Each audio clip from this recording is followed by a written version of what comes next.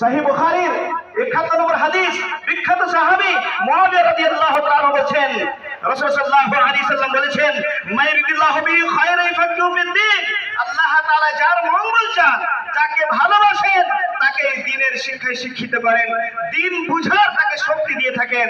এরা হচ্ছে তারা যাদেরকে আল্লাহ তাআলা ভালোবেসেছেন।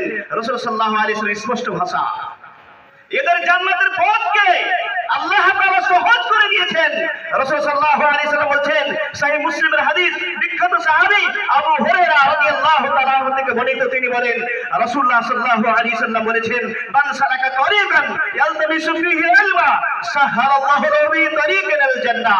যে ব্যক্তি জ্ঞান অর্জন করার জন্য, জ্ঞান চর্চা করার জন্য, জ্ঞান খোঁজার জন্য বাড়ি থেকে বেরিয়ে যায়, আল্লাহ তাআলা সেই ব্যক্তির জান্নাতের পথকে সহজ করে দেন।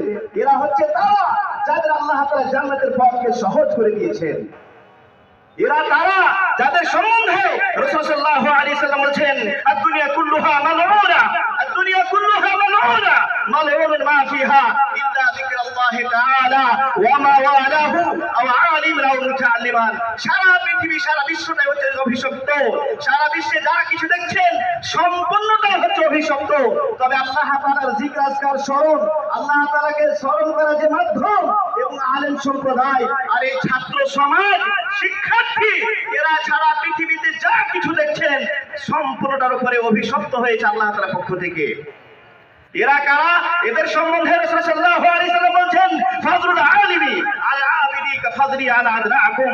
এক আলিমের সম্মান, মর্যাদা, বৈশিষ্ট্য সাধারণ আবিদের থেকে ওইরূপ যেরূপ আমার সম্মান, আমার মর্যাদা হাজার হাজার সাহাবীদের থেকে অনেক অনেক গুণে বেশি।